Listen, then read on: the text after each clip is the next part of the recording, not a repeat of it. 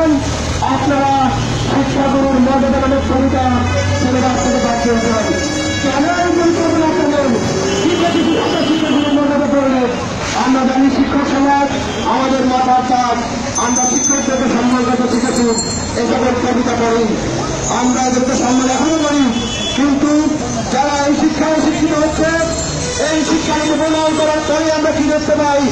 শিক্ষক সমাজকে তালাবদ্ধ করে রাখা হয়, শিক্ষকদেরকে রাস্তায় লাঠিপেটা করা হয়, শিক্ষকদেরকে আঘাত করা হয়। এই সমস্ত পরিস্থিতি এই শিক্ষা নীতি প্রণয়ন করার পর থেকেই শুরু হয়েছে। শিক্ষা বন্ধুগণ, ধর্মের ছাত্র বন্ধুগণ, আমরা এদেশের সরকারকে বলতে চাই, আপনি মুসলমান, এদেশের মুসলমানের সেন্ট্রালকে চাকরির ক্ষমতা আসেন, কিন্তু যদি আপনি মুসলমানদের হৃদয় আঘাত হয়ে থাকেন, আপনি যদি বারবার উত্তরের বিরুদ্ধে নানা কার্যক্রমে অংশগ্রহণ করে থাকেন, সেদিন বেশি নয়, সেদিন আপনি এই ক্ষমতায় কিছু থাকতে পারবেন না।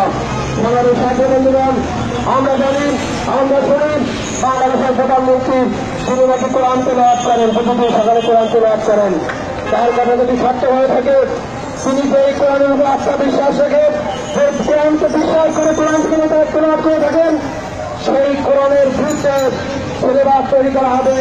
সেই কোরআনকে অনুমান করে কবিতা আজকে ছাত্রদেরকে পড়ানো হবে, সেই কবিতা এই সিলেবাসে থাকতে পারে না। স্বাগতিত নাস্তিক মোর্চাদ হুমায়ুন আজাদ তার বই নামক কবিতার মধ্যে বলেছেন, সে বই দেখায় দেখায় ভয়, সে বই কোনো বই নয়, সে বই তুমি পড়বে না। এর মাধ্যমে স্পষ্টভাবে কোরআনের ভূমিকা করা হয়েছে। আমরা বলতে চাই, বাংলাদেশের প্রধানমন্ত্রী যদি কোরআনের উপর আস্থা বিশ্বাস রেখে কোরআন তেলাওয়াত করে থাকেন, অনতিবিলম্বে এই কোরআন বিরোধী কবিতা পাঠ্যপুস্তক থেকে বাদ দিতে হবে। আপনি যদি বাদ না দেন, তাহলে আমরা মনে করব আপনার এই কোরআন তেলাওয়াত, আপনার এই ইবাদত বন্দী শুধুমাত্র মানুষকে দেখানোর জন্য।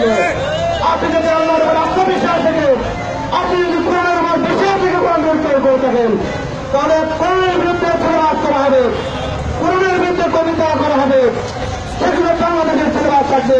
এটা আপনিও মেনে নিতে পারেন না, ঠিক কিনা বন্ধুগণ? বাংলাদেশ জাতীয় বন্ধুগণ, আশা করি এই বাংলাদেশের মানুষের আদর্শের প্রতিফলন করতে তাদের চাহিদার ভিত্তিতে শিক্ষানীতি প্রণয়ন করা হবে, শিক্ষা আইন পাশ করা হবে। অন্যথায় সর্বদিনের ছাত্র ঐক্যের বাইরে দুর্বল আন্দোলন করে দেওয়া হবে ইনশাআল্লাহ। সকল আন্দোলন সংগ্রামে আপনাদের সকলের সর্বোচ্চ কামনা করে আমি আমার বক্তব্য শেষ করছি। সর্বশেষে ইসলামী শাসনতন্ত্র ছাত্র আন্দোলনের পক্ষ থেকে আপনাদেরকে আন্তরিক মোবারকবাদ জানিয়ে এবং আগামীকাল ইসলামী আন্দোলনের ব্যাপারে জাতীয় মহাসভায় আহ্বান করা হয়েছে, আপনাদের উপস্থিতি কামনা করে আমি আমার বক্তব্য এখানে শেষ করছি। আলহামদুলিল্লাহ রাব্বিল আলামিন।